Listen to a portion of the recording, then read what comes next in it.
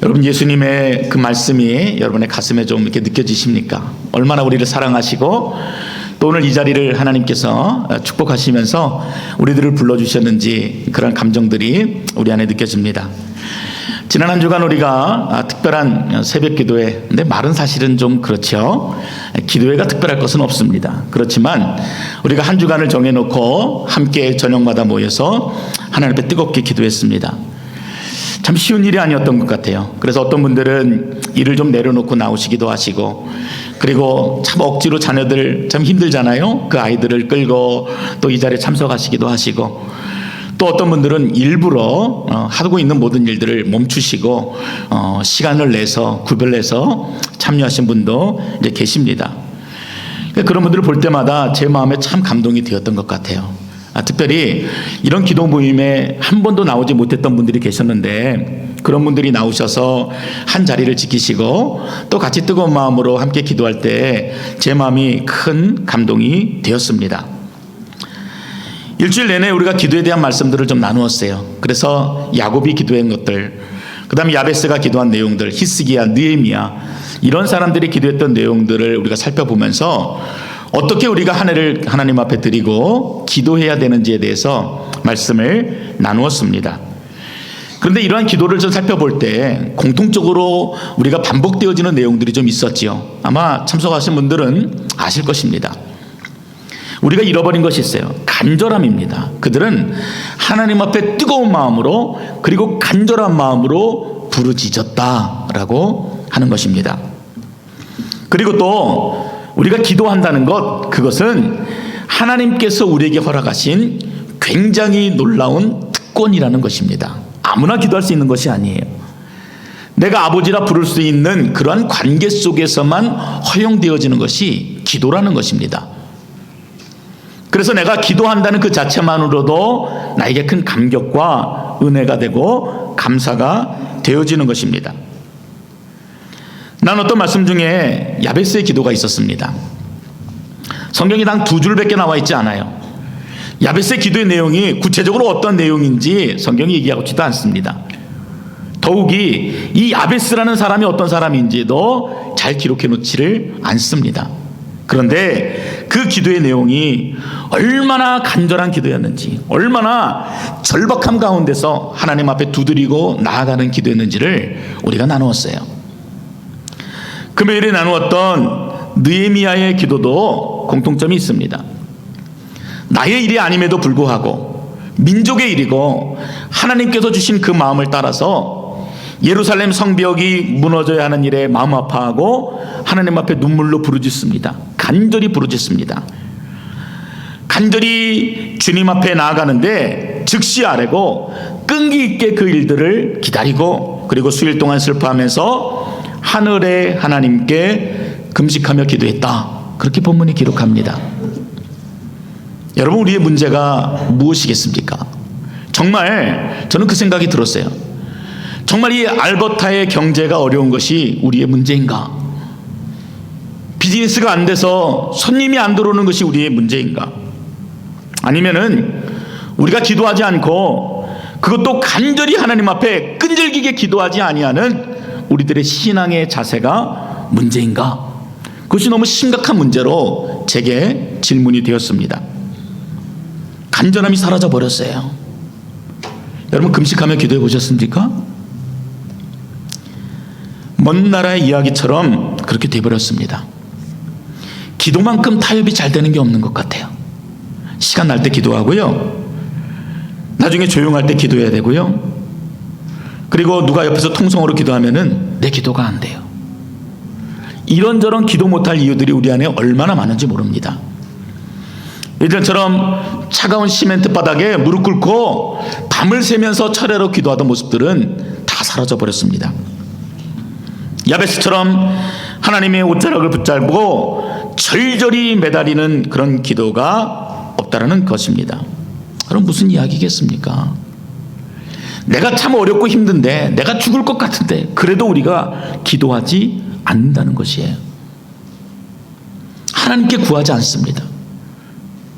얼마나 우리가 바닥에 떨어져야지 하나님께 손을 내밀고 그분의 은혜를 구할런지 알 수 없지만 여전히 우리는 교만하여서 그 하나님 앞에 엎드리지 않는다는 것입니다. 여러분이 써낸 기도 제목 가운데 한 청년이 일자리가 없대요. 나갈 직장이 없대요. 그러면은요, 우리 안에 가장 먼저 드는 생각이 무엇이 되어야 합니까? 하나님 앞에 간절히 기도하는 것이 되어야 돼요. 어떤 분은 손님이 줄어서 매상이 너무 없다라는 것입니다. 운영이 안 돼요. 인건비도 안 나옵니다. 그럼 무엇을 해야 됩니까? 하나님 앞에 간절히 엎드리고 그리고 금식하며 기도해야죠. 이런 결단과 수고가 우리 안에 되어지지 못하는 것이 문제라는 것입니다. 랜디 포시 교수가 쓴 마지막 강의라는 책이 있습니다. 이분이 미국의 카네기 멜론 대학에서 컴퓨터 공학을 가르치는 그런 교수님이셨습니다. 어느 날 갑자기 췌장암 말기 진단을 받았습니다. 자신이 할 수 있는 방법을 다 동원해 보았는데 아무런 차도가 없는 것이에요. 방법이 없는 것이에요. 결국은 시한부 선고를 받고 교단을 떠날 수밖에 없었습니다. 근데 그 마지막 남은 그 시간들을 보내게 되면서 아내하고 작은 실랑이를 하게 됩니다. 아내는 얼마 시간이 안 남았으니까 우리 가족들하고 좀 따뜻한 시간을 만들기를 원했고 여행 가기를 원했고 의미 있는 시간들을 만들기 원했는데 랜디 교수는 자신이 평생 동안 수고했던 학생들 그리고 사랑했던 학생들과 함께 마지막 강의를 하겠다는 계획을 말하는 것이었습니다. 결국 가족들이 졌어요. 그래서 그 사랑했던 학생들과 함께 마지막 강의를 하게 됩니다. 그래서 이 마지막 강의라는 책은 그 마지막에 했던 강의의 내용들을 정리해 놓은 책입니다. 책만이 아니라 유튜브를 통해서 전 세계의 많은 사람들에게 감동을 주었던 내용이기도 합니다. 그 책에 보면은 이런 내용이 있습니다. 장벽에는 다 이유가 있다. 장벽은 우리가 무엇을 얼마나 절실하게 원하는지 깨달을 수 있도록 기회를 제공한다. 장벽은 가로막기 위함이 아니라 우리가 그것을 얼마나 간절하게 원하는지를 증명할 기회를 주기 원한다. 이 말이요, 그냥 일반 교수님이 쓰신 말이지만 제 마음이 얼마나 큰 도전이 되었는지 모릅니다. 대부분의 사람들은 감당할 수 없는 장애를 만나면은 기도할 생각을 하지 못하고요, 어떻게 합니까? 포기해버립니다. 두 손 두 발 다 들어버려요. 그리고 하는 말이 뭐라 그럽니까? 나는 안 된다. 애초부터 나는 가능성이 없는 자야. 하는 것마다 실패하고 나에게는 소망이 없다. 이런저런 불가능한 이유로 스스로를 덮어버리는 것입니다. 그러나 시한부 인생을 선고받은 랜디 교수는요, 꿈을 가지고 달려가다가 장애물을 만난다면은 우리가 포기할 것이 아니라 더욱더 간절함으로 매달려야 한다. 우리 식대로 표현한다면은 하나님과 대면하여 죽도록 매달리는 그 간절한 기도가 필요하다는 것입니다. 랜디 교수가 이런 말도 했어요. 나는 의사들에게 그들이 어떤 수술 무기를 들여댄다 해도 기꺼이 견딜 것이다. 약품 선발에 있는 어떠한 약을 다 주더라도 다 삼킬 의향이 있다. 왜냐하면 나에게는 목표가 있기 때문이다. 나는 사랑하는 아내 제이와 사랑하는 아이들을 위해 할 수 있는 한 오래 살고 싶었다. 여러분 공감이 되지 않으십니까? 시한부 선고를 받은 그 인생의 간절함과 절박함이 있어요. 그런데 포기가 아니라 그 절박함이 간절함이 있기 때문에 끝까지 포기하지 않고 절절하게 그 마지막 소망을 붙들겠다라는 것입니다. 이런 절박함이 우리 안에 없어요. 힘들고 지치고 영적으로 고나여서 하나님 앞에 나아가지도 못하는데 그런 절박함이 우리 안에 없는 것이 문제입니다. 오늘 본문은 십자가의 죽음을 앞두고 계신 예수님의 기도입니다. 우리가 많이 들어서 알고 있는 내용이에요. 무언가 특별한 것이 있겠구나 생각도 들지만 동시에 우리가 중요하게 봐야 될 내용들은 예수님이 지금 이 죽음을 앞두고 이 기도를 하셨다는 데에 우리의 첫 번째 생각이 머물러야 합니다. 함께 읽은 이 17장 전체의 내용, 기도의 내용 중에서 앞에 먼저 읽은 내용은 예수님이 본인 스스로를 향한 그러한 기도의 내용입니다. 그리고 그 뒷부분에는 장차 지상에 나타날 교회와 성도들을 위해서 하신 기도의 내용이에요. 그래서 우리가 그 내용을 읽을 때 마치 예수님께서 우리를 위해서 사랑의 말로 말씀해 주시는 것 같은 감동과 은혜를 받게 되는 것입니다. 여러분, 죽음을 앞두고 기도했다면 이 내용이 기도와 더불어서 또 한 가지 의미를 갖게 됩니다. 그것은 유언입니다. 마지막으로 남기시고 싶은 말씀, 그리고 사랑하는 제자들에게, 그리고 이 자리에 있는 우리들에게 주께서 꼭 당부하고 싶고, 그리고 꼭 우리가 변화되어져 갈 모습에 대해서 말씀하시고 간구하신 내용이 오늘 예수님의 이 기도의 내용이라는 것입니다. 여러분, 마지막 유언을 하는데 여러분 엉뚱한 이야기를 하겠습니까? 아니지요. 이 짧은 기도에는 그래서 굉장히 함축적이고 그리고 중심적인 메시지가 담겨져 있습니다. 여러분, 이 시간 마음을 활짝 여시고 예수님께서 십자가 달려 돌아가시기 전에 우리를 위해서 간구하셨던 그 주의 음성을 들으시는 여러분 되시기를 바랍니다. 그 기도의 시작은 이렇습니다. 때가 이르렀사오니 아들을 영화롭게 하사 아들로 아버지를 영화롭게 하게 하옵소서. 우리 생각과는 달라요. 마지막 유언의 기도라면은 좀 진지하고 구체적이고 무엇인가 다른 우리들의 구할 바를 구해야 된다고 생각하는데, 예수님은 지금 자신의 죽음을 온전히 이루어 달라고 그 기도를 하는 겁니다. 살려달라고 기도하는 것이 아니라 하나님, 저를 죽여주십시오. 하나님, 저를 십자가에서 죽여주십시오. 그 기도를 하세요. 하나님, 죽음을 온전히 이루어서 하늘 아버지의 뜻이 내게 이루어지기를 원합니다. 이것이 예수님의 가장 중요한 기도였고 첫 번째 기도 제목이었고 그리고 마지막 기도 제목이 되어집니다. 저 같으면요, 하나님 좀 이 십자가의 고통을 피하게 해주세요. 하나님, 다른 방법 없습니까? 제가 꼭 이 일을 해야 됩니까? 참 고통스러운 일 제발 이 나의 시간 속에서 지워주십시오. 이렇게 기도할 것 같은데, 하나님, 그것은 아버지 하나님을 영화롭게 하는 일이므로 하나님, 이 죽음의 순간을 온전히 이루게 하여 주시옵소서. 제가 그 무거운 십자가를 지게 해주시고 피하지 않게 하시고 고통을 무르지 않게 하시고 하나님, 온전히 감당케 해 주시옵소서. 그렇게 함으로 하나님 아버지를 영화롭게 하옵소서. 이게 예수님의 기도였습니다. 이게 전부예요. 이 시작이요, 교회를 향해서 그리고 성도들을 향해서 동일한 메시지로 전달되어집니다. 오늘 이 말씀을 우리에게 적용해 보면 어떻게 되겠습니까? 우리 인생도요, 하나님 아버지의 이름을 영화롭게 하는 것이 최종적인 인생의 목표가 되어야 한다는 말입니다. 18절 말씀에 보면은 예수님께서 이렇게 말씀하세요. 아버지께서 나를 세상에 보내신 것 같이 나도 그들을, 누구예요? 우리들입니다.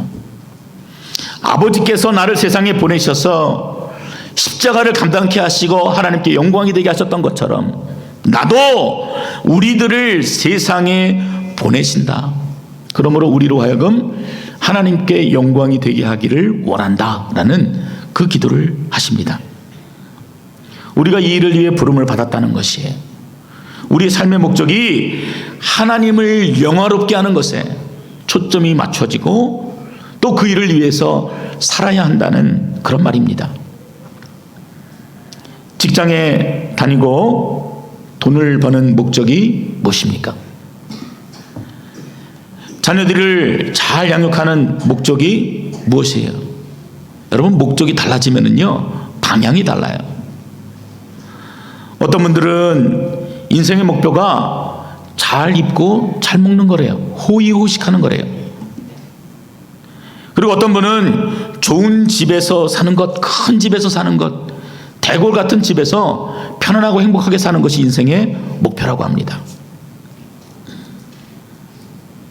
그런데 야베스가 구한 것처럼요, 나의 지역을 넓히시고 주의 손으로 나를 도우사 나로 환난을 벗어나서 내게 근심이 없게 하옵소서.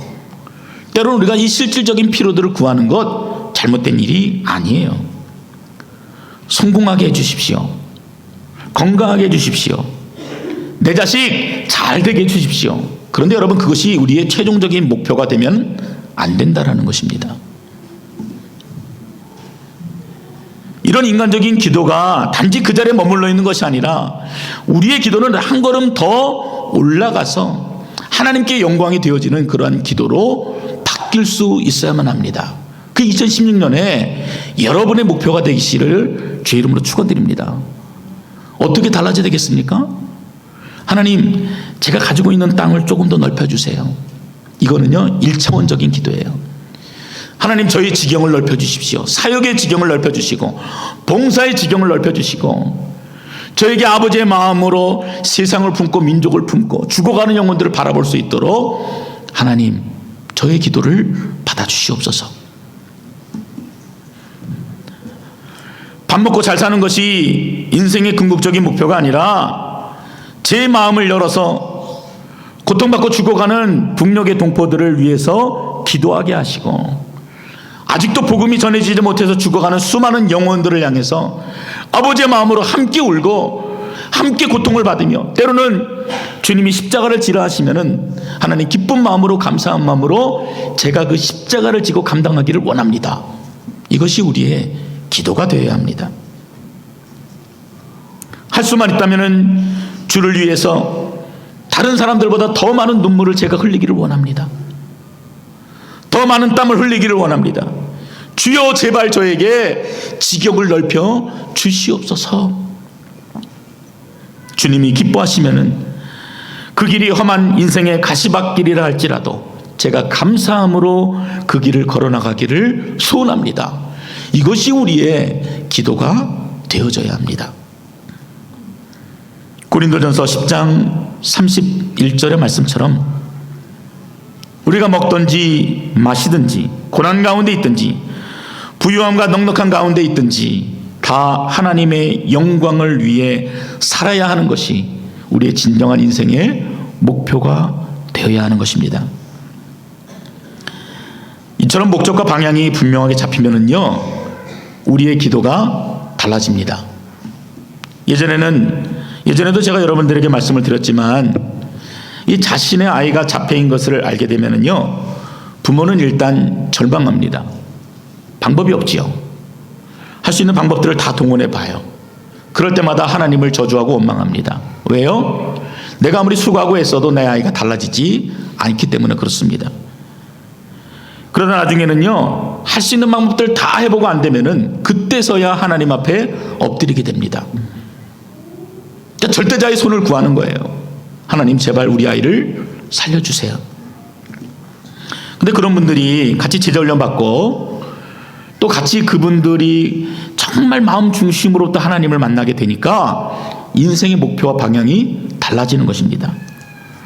그래서 그분들의 기도가 어떻게 바뀌었냐면은 제발 우리 아이를 살려주십시오. 우리 아이 병 고쳐주세요. 이러한 기도가 아니라 하나님 앞에 감사하며 기뻐하는 기도로 바뀌는 것입니다.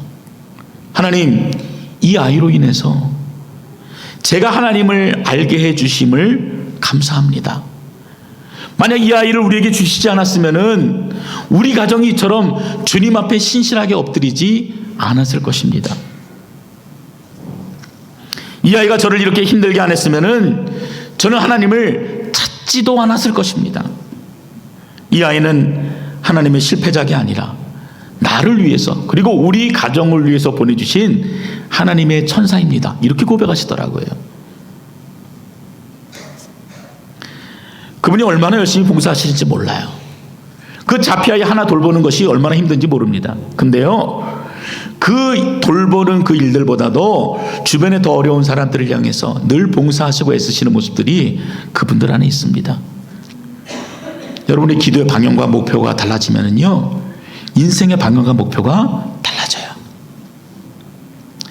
사도 바울에게도요, 아무리 기도해도, 아무리 어떤 약을 써봐도 고쳐지지 않은 인생의 큰 질고와 같은 그런 질병이 있었습니다. 불평하고 원망할 만하죠. 하나님의 일들을 그렇게 열심히 했으면은 하나님이 뚝딱 하고 좀 고쳐주시면 참 좋겠는데, 끊임없이 자기를 따라다니면서 괴롭히는 인생의 병이 있었습니다. 그런데 바울은요, 그 상황에만 머무른 것이 아니라 더 큰 그림을 그리기 시작합니다. 아, 하나님께서 내가 자만하지 않도록 나를 이 고통 가운데서 떠나지 않게 하시는구나. 그리고 뭘 하시는 줄 아십니까? 내가 그리스도를 위하여 약한 것들과 능욕과 궁핍과 박해와 곤고를 기뻐하노니 이는 내가 약한 그때에 강함이라. 여러분, 깨닫게 되는 거예요. 지금 내게 있는 이 어려운 문제들이 하나님의 사랑이라는 것을, 그리고 나의 약함을 통해서 드러내시는 하나님의 강함이라는 것을 깊이 깨닫게 됩니다. 그래서 참 현실은 어렵고 늘 육신의 질병이 나를 괴롭히고 어렵게 하지만 내 입술의 고백은 기쁨과 감사가 된다는 것입니다. 이처럼 십자가 영광을 보게 되면 감당할 수 없었던 모든 장벽들이 다 이해가 되어집니다. 그리고 감사가 되어지는 것입니다. 여러분에도 이러한 기도가 있으시기를 바랍니다. 어떤 기도예요? 아버지여, 아버지의 이름이 영어롭게 되기를 원하나이다. 밤에 자다가 여러분 눈 뜰 때 있지요? 불면증 있으신 분들 많이 계십니다. 새벽에 나이 드시면은요, 번뜩번뜩해서 잠이 안 올 때가 있어요. 그럴 때 여러분, 딴 거 하지 마세요. 하나님 앞에 기도하는 거예요. 아버지 하나님, 제가 주님을 영화롭게 하는 인생이 되어지기를 원합니다. 세상 살다가 목숨이 끊어지는 마지막 순간이 온다 하더라도 저의 마지막 소원은 여전히 아버지 이름을 영화롭게 하는 것입니다. 그 기도가 우리의 습관과 같은 기도가 되어야 될 줄로 믿습니다. 이 소원을 가지고 자녀들을 키우시기 바랍니다. 이 소원을 가지고 직장에서 여러분들 최선을 다하시기 바랍니다. 이 소원을 가지고 재정을 구하시고, 이 소원을 가지고 사업의 번창을 구하시고, 이 소원을 가지고 여러분의 시간을 들이실 수 있어야 하는 것입니다. 우리가 하나님을 영화롭게 할 때 그럼 하나님께서 우리에게 무엇을 보장해 주십니까? 이제 그 내용이 이제 6절 이하의 내용들이에요. 참 보석과 같은 말씀이지요. 예수님께서 자신을 위한 기도를 마치시고 나서 제자들과 교회를 위해서 기도하십니다. 그런데 우리에게 이 보장하시는 내용을 이 독특한 표현으로 묘사하고 계세요. 여러분 잘 보시면은요, 반복적으로 등장하는 표현이 있습니다. 근데 그것이 뭐냐면은 내 것이라는 표현입니다. 누가 너는 내 거야 그러면은 참 마음이 좋잖아요. 사랑하는 사람이 나를 향해서 너는 내 거야. 근데 예수님이 한 번도 아니고요, 절절마다 너는 내 거다라는 표현을 끊임없이 우리들에게 표현해 주십니다. 우리는 원래 하나님의 것이었으나 하나님이 예수 그리스도 내게 주셨으므로 너는 내 것이다, 이러는 겁니다. 그리고 예수님은 자기 것인 자들에게 하나님의 영광을 보여주셨다 말씀하세요. 그러자 그들은 예수님의 입술에서 떨어지는 하나님의 말씀을 받아 지켰고 예수님이 하나님께로부터 오신 줄 믿었다, 이렇게 고백하십니다. 여러분, 우리가 그렇게 믿었잖아요. 우리가 그렇게 예수를 알게 되었습니다. 예수님처럼 세상에 속하지 아니하였기 때문에 그들은 세상으로부터 믿음을 받을 것입니다. 예수님은 그들을 통해 영광을 받으셨고 그들에게 영생을 주셨습니다. 그리고 이 세상 마지막까지 그들 중 한 사람도 잃어버리지 않겠다고 주님이 단언하시는 내용이 오늘 6절 이하의 내용이에요. 너는 내 거야. 하나님이 내게 주셨으므로 너는 내 거야. 너가 예수 그리스도를 구원자로 영접했으므로 너는 진짜 내 거야. 내가 너를 결단코 버리지도 않을 것이고 끝까지 너의 인생을 내가 책임질 것이다 라는 굳은 약속을 우리에게 보여주십니다. 좀 심하다 싶을 정도로 말씀하세요. 주저하지 않으시고 내 것이라고 끊임없는 표현을 우리들에게 들려주십니다. 근데 그런 은혜를 받을 자격이 우리 안에 있습니까? 없어요. 자격이 없어요. 근데도 하나님이 너는 내 거야. 내 거야. 우리가 기도하지도 않고 그분을 구하지도 않는데 그럼에도 내가 너를 포기하지 않을 거야. 그렇게 기도해 주신 내용이 오늘 본문의 내용입니다. 제가 사랑의 교회에서 사역을 했을 때 참 마음이 따뜻했던 목회자가 있었습니다. 당시만 해도 그분이 이제 학생부를 맡고 계셨는데 이제 그때는 이제 교회가 크니까 이제 학년별로 이제 교육자들이 있어요. 근데 이제 중등부를 맡았던 목사님이신데 이제 그분의 성함은 이찬수라고 하는 목사님이세요. 이 당시만 해도 이 그 맡고 있는 이 학생부의 숫자가 이제 어마어마하지요. 아이들만 1,300명이에요. 교사가 200명입니다. 그런데 이제 오카노 목사님이 은퇴하시면서 이제 제가 섬기고 있던 단체도 이제 해체가 되어지고 이제 그분도 이제 사역을 내려놓고 다른 사역지를 구하던 중에 이제 그분이 분당에다가 교회를 개척했습니다. 아마 이제 검색해 보시면은 이제 그분의 이름도 많이 나오고 또 그 교회가 얼마나 또 잘 성장하고 있는지 여러분들이 보실 수가 있을 것입니다. 이제 분당의 우리 교회라고 하지요. 한 10여 년 이제 지난 것 같아요. 한 12, 13년 지난 것 같은데 지금 교인들이 한 2만 명이 넘습니다. 결코 어떠한 교회 성장을 위해서 애쓰는 교회가 아니에요. 우리 교회가 열심히 섬기고 봉사해서 지역사회를 위해서 무엇인가 남길 것들을 고민하고 그리고 교회가 자꾸 커지는 것이 아니라 개척해서 분리되어지는 것을 목표로 삼고 있는 교회입니다. 근데 제가 그분을 잘 몰랐어요. 왜냐하면은 이 사랑의 교회 안에는 교육자만 해도 부교육자만 해도 100여 명이 넘기 때문에 그분의 이름은 알지만 그분이 어떤 사람인지를 잘 알 수가 없습니다. 근데 이제 그분이 이제 차세대 지도자로 떠오르고 또 책들을 내시면서 제가 이제 그 책들을 읽어보면서 그분이 그런 인생을 사셨구나. 하나님이 그래서 이 종을 그렇게 귀하게 쓰시는구나 하는 것들을 제가 알게 되었습니다. 이찬수 목사님은요 목회자 가정에서 태어났습니다. 그러니까 아버님도 목사님이시라는 말이에요. 큰 교회 목사님이 아니시라 개척교회 목사님이셨습니다. 근데 어느 날 교회에 어려운 문제가 생기고 이 아버님이 금식 기도를 하시기로 결정을 하세요. 그래서 금식 기도를 하다가 17일 되는 날에 생명을 잃어버리셨습니다. 갑자기 하나님께서 부르신 것이에요. 목회자의 자녀라고는 하지만 그 상황을 어떻게 받아들일 수가 있겠습니까? 마음에 분노가 있고 원한이 있고 참 어쩔 수 없는 마음으로 참 망설이고 있을 때 오히려 자신을 더 힘들게 하였던 것은 자신의 어머니라고 합니다. 왜냐하면은 그 좌절 가운데 있는 자신에게 너희 아버지는 교회를 정말 사랑하셨다. 하나님이 빨리 부르셔서 열매를 거두지 못했으니까 이제 너가 아버지의 뒤를 이어서 그 열매를 거두라. 그 어린 막내 아들에게 그렇게 얘기하시는 거예요. 그러니까 자신의 그 어머니가 도저히 이해가 안 된다는 것입니다. 자신처럼 하나님을 원망하지도 않고 오히려 막내 아들마저도 같은 길로 내모는 그런 어머니를 도저히 이해할 수도 없어서 참 우리 어머니 감정도 없나? 남편이 죽든지 말든지 상관없는 분인가? 지금 교인들은 아버지가 죽자마자 사택마저 비우라고 하고 온 가족이 지금 길거리로 나앉았는데 나보고 목회를 하라는 이 어머니가 제정신인가? 이러면서 참 마음에 많은 갈등과 고민을 했다는 것입니다. 하나님을 이해할 수가 없죠. 자신의 인생에 놓여진 그 어려운 문제들을 어떻게 이해할 수가 있겠습니까?